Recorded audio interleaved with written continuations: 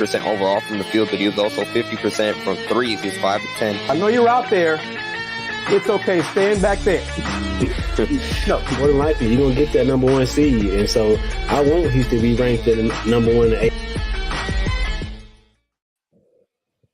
Welcome to a late night edition of Let's Rage Coogs, sponsored by the Saxenian Family, our primary sponsor. I am KG Chris Gardner of the Houston Roundball Review, and with me is my man Dayon Dunlap.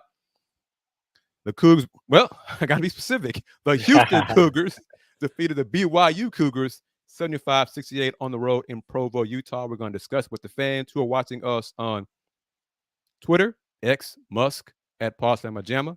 Also, Pawslamajama on YouTube, as well as on the Houston Roundball Review on YouTube as well. Your thoughts on it, man? What are your thoughts on what we saw? Man, it was a cat fight. It was a cat fight. Nah, but man, it was a great game. I think both teams, of course, came out and played. But we talked about it before. BYU's three-point shooting versus Houston defense. And I was expecting Houston to switch a lot, and they did. And BYU made an adjustment by putting a bigger player in who could dive straight to the basket and capitalize on those switches. So, I mean, but overall, it was a good game. I think going back to our last previous episodes about Jamal being the number 1 option in regard, I think he's proven. Of course, not only just tonight this year, but I think that he's ready to step up and really, really be the catalyst for this Houston team. And Corey makes a great point. I haven't really thought about it, but I've watched a ton of UH games in my life and don't think I've seen us switch 1 through 5 before. The 1-5 like that. I mean, because that's really what it was. At 1-5, they switched a lot. A lot. And it really was until you made a very good point. Until BYU put in big man Traore, it really wasn't an issue down low with a big getting the ball. Traore, did some work, did some damage in the final minutes of the second half, but the Cougs found a way to win the game. Emmanuel Sharp did not shoot the ball well, but he found other ways to contribute to winning. 9 rebounds. I know that's a season high. I'm not sure if that's a career high, but he had 9 boards. He made clutch free throws down the stretch. LJ Cryer, 23 points, 5 of 9 from 3. Damian Dunn, 10 points, 2 of 4 from 3. Jamal Shead, 2 for 5 from 3. Jamal, he had more bad luck around the rim at the basket than he did elsewhere, but he still scored 16 points, had 4 assists and 3 rebounds. Hey, a win is a win. I got to ask you, man. I kind of know what you're going to say. You know me, how I'm thinking. But the stat line, BYU, 11 for 38 from 3. 14 for 21 from 2. Damn. I mean, sometimes you just got to do something else, man. 38 threes, if they're not falling, get the ball inside. Go do more layups, something. What do you think? I think that's philosophy. Their philosophy is to live and die by the 3. You live by and you die by it. And it's hard to – I get what you're saying, and I understand that. But for a coach's philosophy, based on the talent that he has on his team, I like the strategy for their team, particularly because of the shooters that they have. And then I like the adjustment of adding a big man who can potentially give you some dive. But one of their guards, hold on, let me go back to their roster. I think it was Robinson, or no, it was Johnson. Johnson, a few of them could have been more aggressive and not so settling for the threes. But, I mean, if that's what kept them in the game, honestly, especially early and down the stretch when they went on that 12-0 run. It's their ability to get turnovers, and Houston turning over or miss shots and getting out in transition and making those transition threes. And that's what really plagued Houston. The half-court set, they was able to really defend them for the most part, except early. They got caught up on those switches and gave up those threes at the top of the key for the big man because of how they normally trap the screen. And that extra pass to the big man is trying to recover. They gave up those 3. So then when you go to switching, I mean, I like that philosophy. But for LJ Cryer, I think he got a lot of good shots tonight. A lot of good shots. A lot of intentional with him and Emmanuel was letting them play in pick and roll. And I think that was something because the BYU was playing drop coverage, where their big man was basically just dropped and forcing them, allowing them to take the ball into them and create contact and get inside. And so I like that adjustment for Coach Sampson. And I'm not really worried about Emmanuel, whether his 3-pointer is going or not. He showed enough for me this year that he's going to impact the game, whether his shot is falling or not. Not only with rebounding, like you mentioned, having, I don't know if it's a career high, but having 9 rebounds, but getting to the free throw line. He's shown that he's the type of scorer that can get to the free throw line. And whether he's shooting the ball a good night, you can at least expect 12 from him a night. He's going to at least get to the free throw line 4 or 5 or 6 times and make 80, 90% of them. And so I like that. But LJ, he got a lot of good looks tonight. Made his wide open looks and made the defense pay. But offensive rebounding was really where Houston made his hay tonight. I mean, 15 offensive rebounds on 41 overall rebounds, 15 offensive rebounds on 59 missed shots. So, with those offensive rebounds, man, in the first half, JoJo was really dominant. I mean, it was his best game in the first half. Second half, he played good too. But Coach Sampson, it was big for J1 to have to stay in his game because Coach didn't want to play JoJo and JVA at the same time. Mm-hmm. And the Cougs, out of those 15 offense rebounds, had 15 second chance points edge. So that's an 8-point advantage, and they won by 7. So, that's a key. They got to the line, 24 free throw attempts, made 17. BYU, one part of shooting so many threes, you don't get a lot of free throw attempts. They only had 10 free throws and made 7. I thought it was a good win. The Cougs had a lead of 12 and 13. Offense had some bad breaks on some of the shots that rolled out. BYU made a run. BYU capitalized on misses and scored in transition because as a game, except for Traore down the stretch, BYU's half-court offense, UA's pretty much contained. BYU got their points from 3 down the stretch a lot because of transition after a missed bucket or a turnover by Houston. But it was a good win. Cougs' first road win in the Big 12, I believe, right? Yes, sir. So, hey, it's good, and now you get to focus on K-State. But we want the fans to chime in. Got a lot of people commenting. Thank you for staying up. You watched the game, or however you watched it. You followed it on the stats or whatever you did. But thank you very much for joining us here on this edition of Let's Rage Coogs. I like this one right here. It says it all. Hell of a win for sure. Yep. Yeah, it was awesome win. Go Cougs. Yeah. Keep going. Go ahead. Yeah, it was a good win. I think all around, Damian, I think, could have a bigger game if he played more minutes. I mean, he shot the ball really well tonight. It seemed to be in really good rhythm. Knocked down 2 threes, got an and one. He got to the free throw line. But it just seemed like he could have went for 20 if he played more minutes. But he had a good spark. I think Malik came in and hit a 3. Mm-hmm. Surprised me.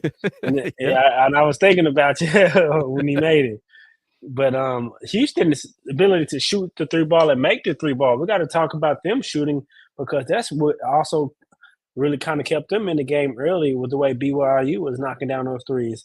They made, I think, a season-high 10 threes today. And so that 3 ball was good. And I really like when LJ is efficient. I think he relies so much on his 3-point shot, but when it's going, the open ones, I think it just makes him feel more comfortable on the offensive end to put the ball on the floor and to do other things offensively. I'm looking at the second half numbers. Cougs made 9 shots in the second half from the floor, 4 threes. LJ made all 4 of those threes. LJ was 4 for 8 from the floor in the second half. The rest of the team was 5 for 21, but they went 12 for 16 from the free throw line.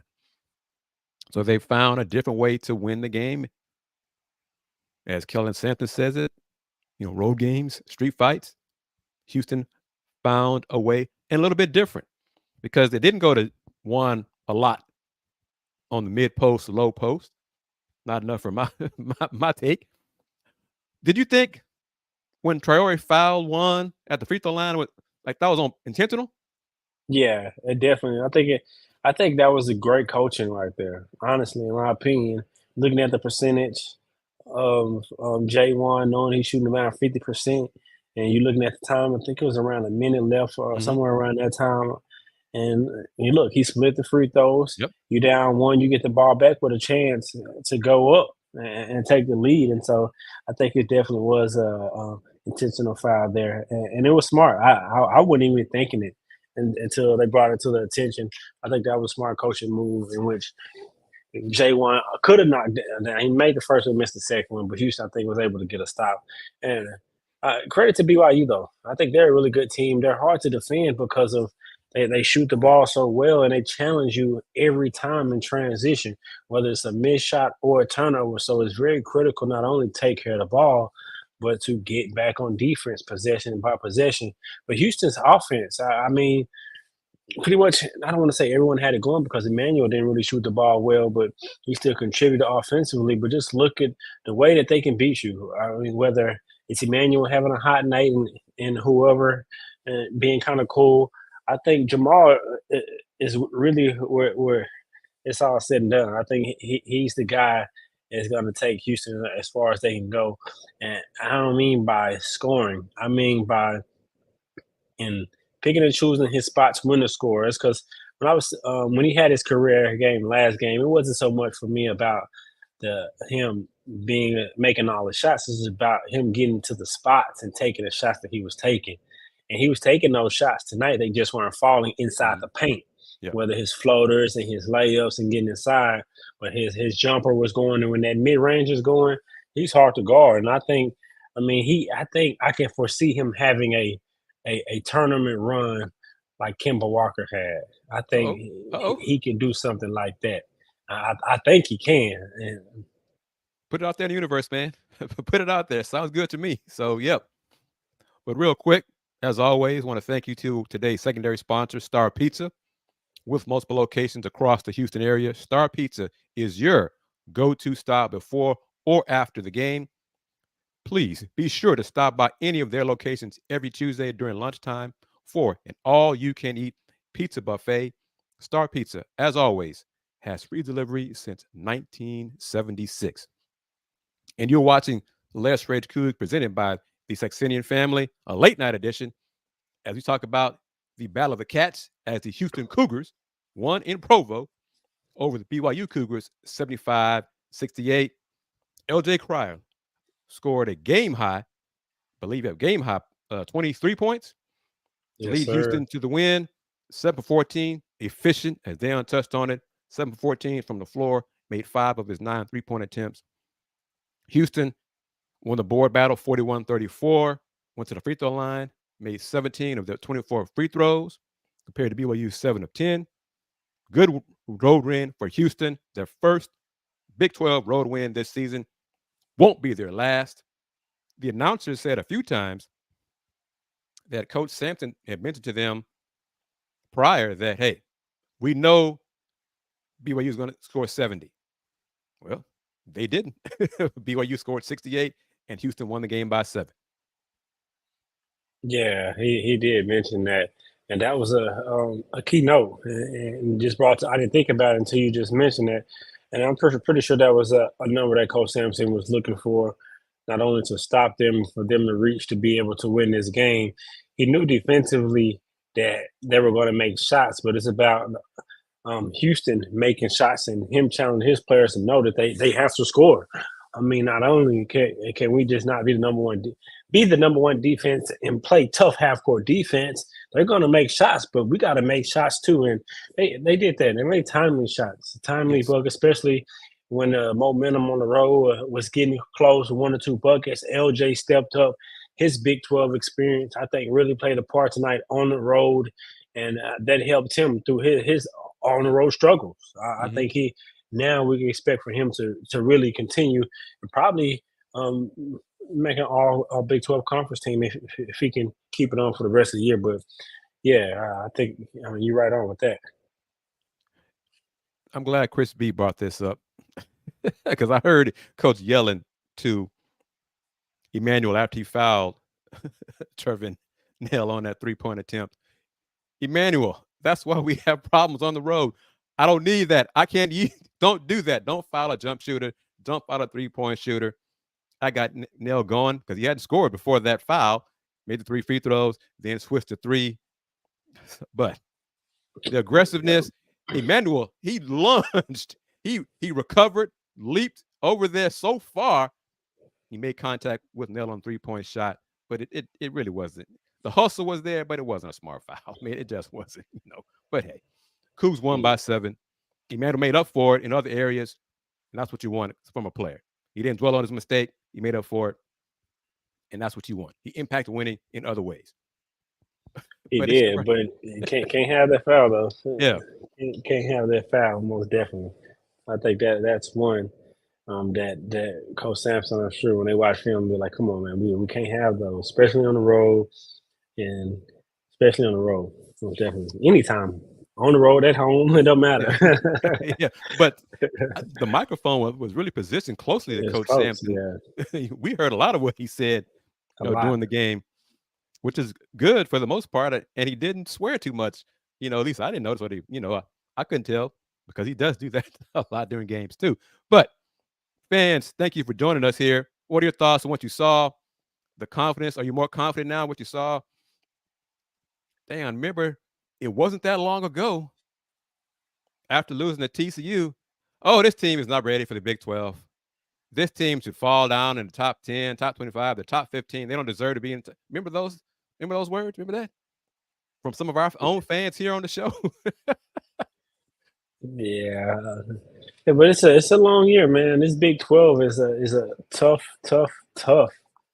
conference. I mean, you look at the standings, and I was just looking at them. Texas Tech at the top right now, who we just beat them at home, and Kansas State is right there with 4-1, and their only losses to a Texas team who beat a ranked Oklahoma team tonight, who was 3-3 in conference. And so, game after game, it's going to be a street fight, whether on the road or at home. And so, just not really being prisoners on a moment, and just understand that on a game-to-game basis, Houston is going to lose some games. I think during the broadcast they said that the Big 12 champion might have 5 losses, and I think that's probably will be true. Probably have 4 or 5 losses in the Big 12 conference champion.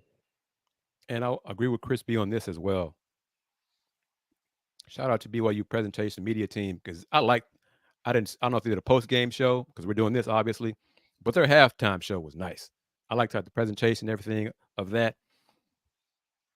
Dayon, I don't know, my man. I'm just saying, if someone wants to support us and put some money in our pockets our way, we could do stuff like that too for Cougs, basketball games and things of that sort, presentation-wise. I'm just putting it out there. Y'all know how to reach us here on these platforms. Y'all know how to follow us and on Twitter and Instagram, etc.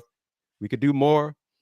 We're doing a lot with not a huge budget, but imagine if we had a larger budget, what we could do for the fans, Coug fans all over the world, because as folks know, we have fans who've chimed in from Bavaria, other places in Europe. So Let's Rage Coogs is global. Thank you very much to our sponsors and our fans who are watching this show tonight at 10:37 Central, 11:37 Eastern, and whatever time it is, maybe in Europe somewhere, But thank you very much for watching this as we talk about Houston's 75-68 road win over BYU. I think BYU was 5th in the net. Houston was 1. So obviously another Q1 win for Houston. Would be their 5th or 6th so far this season. K-State this Saturday, I think, would be another chance for a quad 1 win. I think it's life in the Big 12, as you touched on it. Yes, it is possible that the Big 12 champ might lose as many as 5 conference games this season because it's life in the Big 12, which is what we wanted, and this is what we got. Yeah, and we're ready. K-State team, well coached by Coach Tang over there. Got a really good team. A lot of transfers, but their point guard Perry, who transferred from UNT, is a tough guard. I really, really like his game. Cam Carter, it's going to be a great game, man. Yep. It's going to be a great game. Kansas State actually will be coming off back-to-back road games. They're going to Iowa State, which we know how tough it is to play there. And then they'll be coming to Houston, and hopefully Houston and Coug fans can make Fertitas in a tough atmosphere. And as I was watching the game and watching BYU, looking at their stadium or arena, I should say, and I was thinking about the Fertitta Center. I think Fertitta Center is actually a perfect size for Houston fans, and not having a 10,000, 11,000 capacity arena. I think with the size it is for the way Houston fans is, it's actually a great size.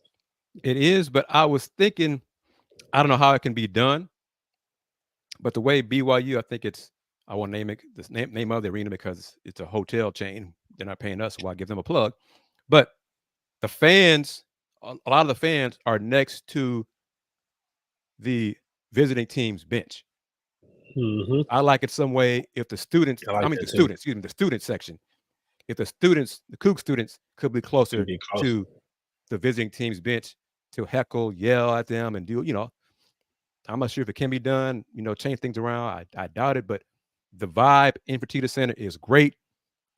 Chris B says we need a bigger student section for sure. Yeah, definitely a bigger student section. No question. No question. Corey Miller says the student section is separated. I think so, because we've got a floor section for students. Yeah, it's and then another one's, I think, across, like in the corner, opposite the visitors. Kind of negates the purpose, man. You want to be close to I think it should be expanded. I think the floor part should be expanded, and it should be a part behind the student section. It should be behind one of the goals, because you see some of these other stadiums where they hold up signs and all of that stuff. Like, that atmosphere should be in the Fertitta. Most of those signs be on the side, but the others. Yeah, that's why I say for the size of the way Houston is, it's okay for Houston fans, and the way the Houston atmosphere is. I'm just counting down the weeks till I go to Allen Fieldhouse and be able to get a different perspective of what the college atmosphere is like. And that's going to be, I look forward to hearing from you to describe that atmosphere, because it is the way it's set up.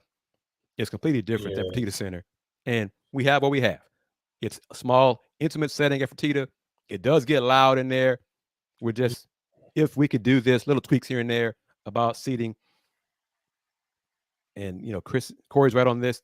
They have one behind the band, but it's too far away from the visitors. It's not close enough on the visitors. But maybe in due time. Sam agrees with you. Students behind the baskets would be neat. Hey. So Chris Pesman, other folks, administration, if you're watching us, just giving you an idea. I don't know what it can be done. Just throwing around ideas. Yeah, just toss stuff out there on this edition of Let's Rage Coogs. Anything else you want to talk about? Your thoughts on? Let's see, Ramon didn't play a lot, but early in the first half, when JoJo was struggling defending on the perimeter, I thought Ramon came in, just his minutes was good enough to settle down the defense on the perimeter. What do you think about that? Yeah, and I thought he was going to play more minutes once J1 went down and Coach Sam not wanting to play Javier and JoJo together. But I think it definitely did come in and be able to kind of settle down. And JoJo, it was tough, but the way that Houston normally defends the perimeter, they normally, of course, trap who was ever coming and force them either one way or get the ball out of their hands. And with that, they look to recover. And so giving up those, wide open threes, Houston switched it up. It's like, we're just going to switch on the screens.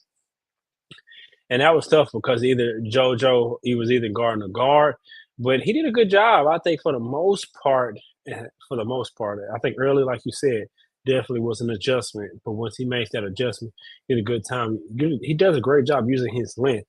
I think people can tell how long he is until actually playing against him. But he does a good job of doing that and getting offensive rebounds, tips of that. One was tipped to a three-pointer to LJ. But I think just overall, his energy, Ramon, I think he will have his game. I'm sure he will. But I think we could have seen even more of him tonight. But with that adjustment, Houston needed 2 big bodies on the floor. So it was paramount for Jaywan to come in. I really think I like it for Damian Dunn show tonight, though. He knocked down some catch and shoot threes, and we know he has ability to be a scorer, but just showing ability to be a catch and shoot player is only going to open the floor up for Jamal. So when he does that, I'm thinking the ball is in Jamal's hands, and he's the first option to make a choice, whether he's being aggressive to score or being aggressive to create because of LJ or because Emmanuel, because someone else is hot. But he's the X factor because he's not only can, like I said tonight, can catch and shoot threes, but he can be an ISO player. That tough end when he got tonight, that was a tough grown man move. And so I think this a little bit more minutes for him would have led to a bigger game because of I know although Emmanuel didn't shoot the ball well, he still had a good game defensively, rebounding, getting to the free throw line. But I don't know. Whatever Coach Sampson sees, and whenever he allow Damian to fully play more minutes, he's a role player right now. So role players only going to play role minutes, and so just in his role, I think he's really coming and finding his rhythm in his role. We're going to need him to be a star in this role because of it's going to be a game, whether it's in the Big 12 tournament, NCAA tournament, where his role expands and his game to really showcase. And I think it's important for him just to continue to be in a good rhythm, playing smart and taking rhythm shots. I want to get to a couple comments and questions from our viewers. First, right, your thoughts on this one. Does Jamal have a chance of being drafted? What do you think? I think he has a chance, but I think it's going to take for him to have a Kemba Walker like run. I know that's tough. We don't see those often, but I think it's going to take for him to have a really good NCAA tournament run in Houston to go far, and him to play well because of his size and the way the NBA is right now. You got to be. He's great in areas. I think he can though because I look at the landscape of the NBA of guards that's his size, his stature, and some of the things that they bring to a team. He definitely can play at the NBA. It's just about the right team, the right hype. All of those different things got to be going. The coach, all of those things got to be going in his favor. But if it all is, I think he can be drafted because of one thing he can do right now. He can definitely run a team. He can definitely defend. Look at a Davion Mitchell, for example. I said Kemba Walker, but let's just think Davion Mitchell, for example. He can have that type of run, and Houston have, I don't want to say that type of success, but with a championship or at least make it far. He can. I think he can, man. I think he can. What you think, Chris? I think he has a role in the NBA. I'm not sure about getting drafted because, and I said from this point of view, if he gets drafted in the second round, he might get drafted by a team that just doesn't really have a fit for him, and it'll be bad for him. That set him back even further, right? Where if he becomes a free agent, he can pick the best spot for him to make a roster. It might take him, a year in the G League or going back and forth, whatever. But see, comparing Jamal to Sherman Douglas, that's old school. That's old NBA. That may not be good enough for this NBA going forward. But I think Jamal has a role, and he's a leader, and he wins. And there are enough bad teams in the NBA who make the wrong decisions and don't have enough guys who know how to win, who know how to lead a team and know how to impact winning. And a lot of those teams stay bad for a while because they make the wrong choices and try to go for just the wrong people and personnel, rather get guys like Jamal who will help you win. If nothing else, Jamal will make your starters better in practice. Practice after practice. He will make the lead guard better. Every practice, going hard, being that guy to motivate. And then coach calls him, Shead, go defend so-and-so. Got it, coach. Jamal, I need you 5 minutes run the offense. Got it, coach. That could be his role right there. He can have a long career just doing that. Yeah, I think he can have a career. It's a lot of guards within his stature, but I just it's a lot of things that like you said, and I agree with. They got to play in his favor. I think it's a long shot. I think it can happen though. I think it can happen. I've seen it time after time with college teams having a long run and the hype from that. One or two players always reap the benefits. Matter of fact, you know what? I think Jamal would be drafted before LJ. I'll say Oh that. yeah, oh yeah. I'll, I'll go with I'll that for say sure. that. Yes, agreed. And the NBA it's star driven, but I think what LJ have in his favor, although they're both around the same size, is he's a knockdown sniper, and that's one thing with the NBA. He can play off ball, but the thing is, in which he can try to learn it and get that pedigree from coming to Houston, is being able to defend. And so I'm a defend, and I'll do those dirty work and do those things at the next level. But I mean, that's it. It's just kind of seeing down the road. Right. And I want to get to Chris B's question, comment about the food offerings in Fertitta in a second, but talk about Jamal. Any chance he'd return next year? It's small, slim chance. I don't think so. No. I don't think so. I mean, this year he has a chance to be Big 12 Defensive Player of the Year. He has a chance to make an all-conference team. He has a chance to lead Houston far in the tournament. Why come back? I mean, he could go out at the highest peak of his college career. And he's been here. It's not like this is his first year. He has things to really improve. So yeah, I doubt it. Seriously. Yeah, But I doubt it too. let's talk about the food, because I want to put this out there because I know and you know that Houston administration watches our show. Okay, so I'm bringing this up because I noticed it. But Chris B says, I've eaten cold burgers from the new burger pop-up, high school nachos with canned cheese mixed with water, and overpriced chicken filet sandwich. Chris says he's retired from eating at Fertitta Center. And Dan, I'm going to say this. When I'm at home games, almost every home game, I see nachos, trays left almost untouched by fans. Every home game. Popcorn, bags of popcorn, microwave popcorn, almost full, like fans haven't touched it. So the food offering needs to be improved. Fans, if y'all want to chime in on Chris's comments, his concerns, but it's got to get better. It's Big 12. Step up your game. Step up your game when it comes to the food and the concessions. Yeah. I can't add much on there. I mean, I've definitely seen exactly. I know exactly what you guys are talking about, and so I mean, I second what you said. It's time to step it up. I mean, you're Big 12. You got to be top of notch everything around the board. I mean, no need to. Step it up. How about this?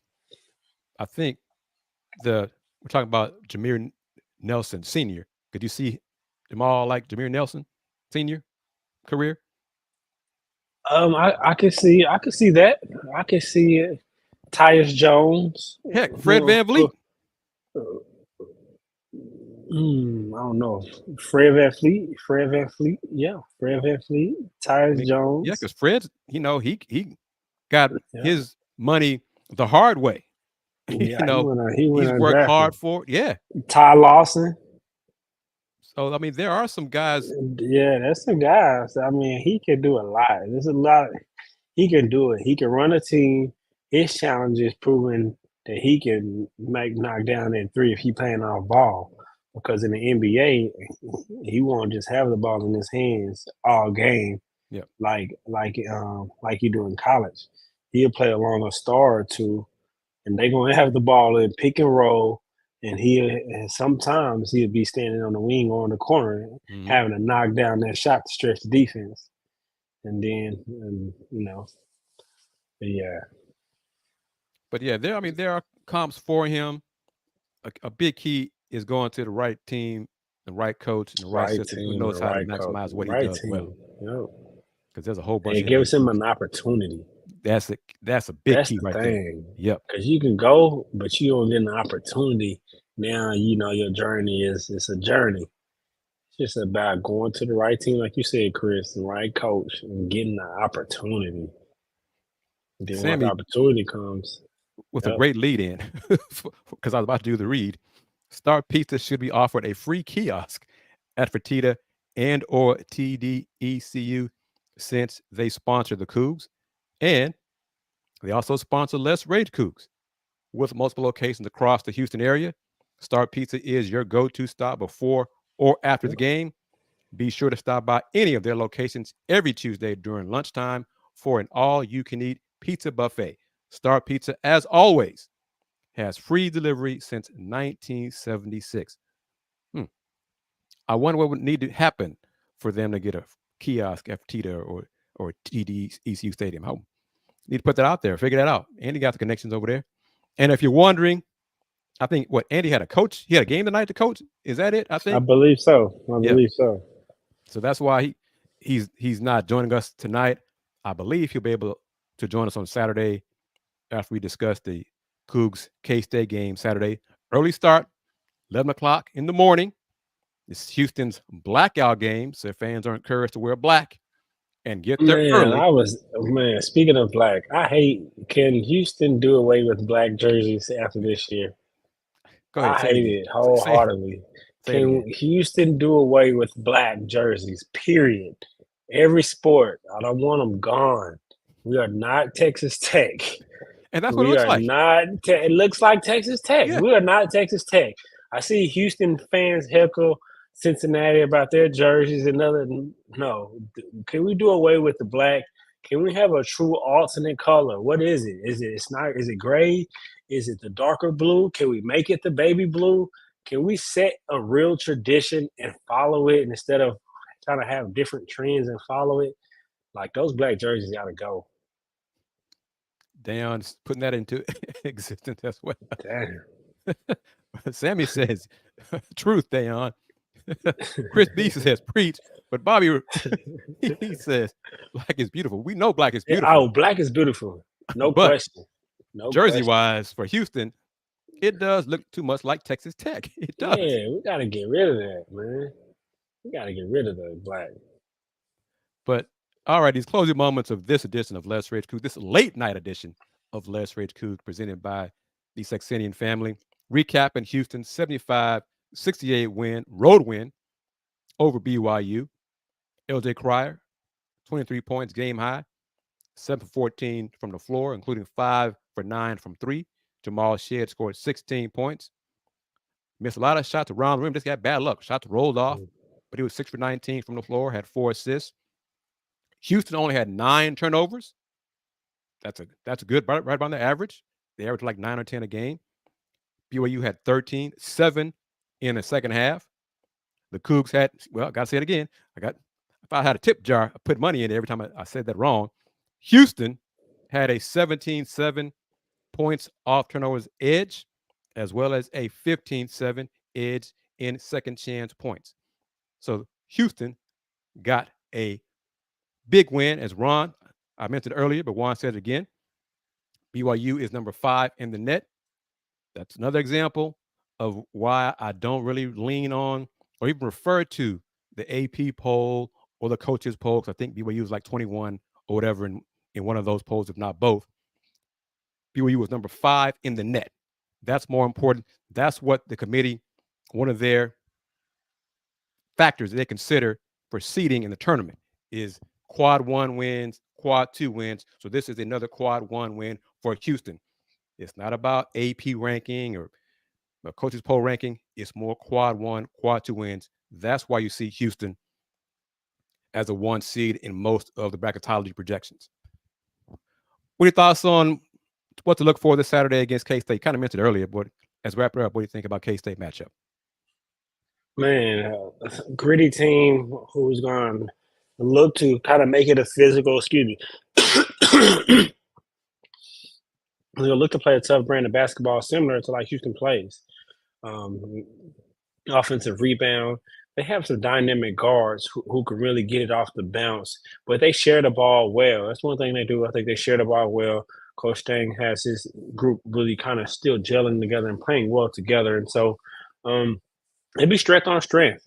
They're a really good defensive team. They're tough. Really, I like Houston with a lot of good guards and good athleticism. And so it's going to be strength on strength. I think which guards can play better between Perry and Jamal Shead in regards to control of the tempo, setting their team up, getting their assists, keeping their turnovers down, and which one will have to score the ball. I think Perry is a player who can score and Jamal's a player who can score, but they both want to get their teammates involved first. And I think Jamal is just really hitting his stride and seeing that he's ready to take that next step and be a go-to player, scoring with the mindset to pass first. And I think Coach Sampson is kind of trusting Jamal to be more of a scoring threat. You know, he had 19 shot attempts tonight. Coach Sampson, you've said it on many of our shows. When Coach Sampson trusts you to as long as you take good shots, he's good with that. He wants you to be aggressive and taking those bad shots. Jamal doesn't do that. So Coach Sampson trusts him to make the right decision, and that's part of his evaluation as a floor leader and the player he's become in this 4th year at Houston. The game against K-State this Saturday, 11 o'clock in the morning. Game's going to be on ESPN. Fans, get there early. I'm going to say it again.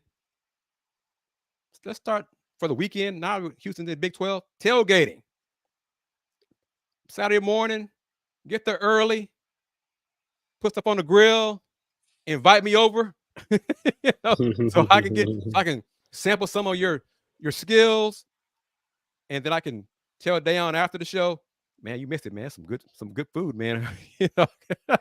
But seriously, I mean, you could take a picture and shout them out during the show. Yeah, do that too. Let's start a tradition.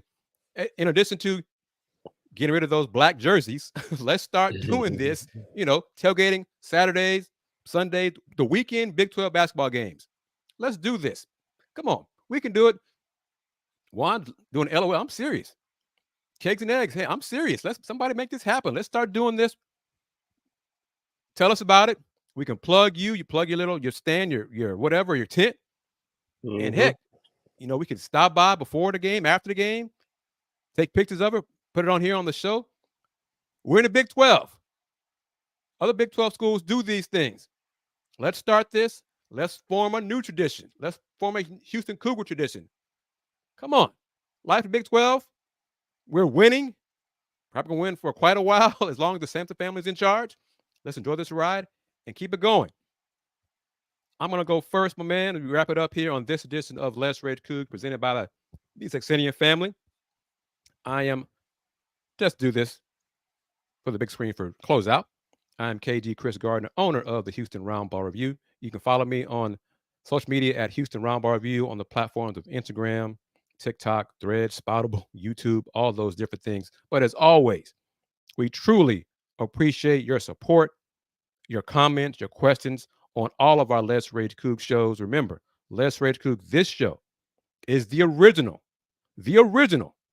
post-game show for Houston football and men's basketball. So as always, thank you very much for taking time out of your late night to join me and Dayon on this edition of Let's Rage Coogs presented by the Saxenian Family as well as Star Pizza. My man, it's your world.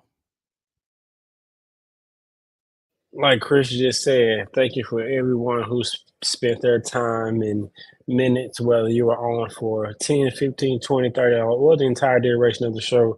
Thank you for commenting, if you watched. We appreciate all the support. To our sponsors, thank you for the support as well. Chris, always a pleasure. Cougs got the win tonight, looking to make it 3 straight wins at home against Kansas State on Saturday. Like Chris just said, let's start a new tradition. I mean, get there, tailgate, let us know, send us contact us on social media, and we'll shout you out. We'll let you shout yourself out. But as always, go Cougs, baby.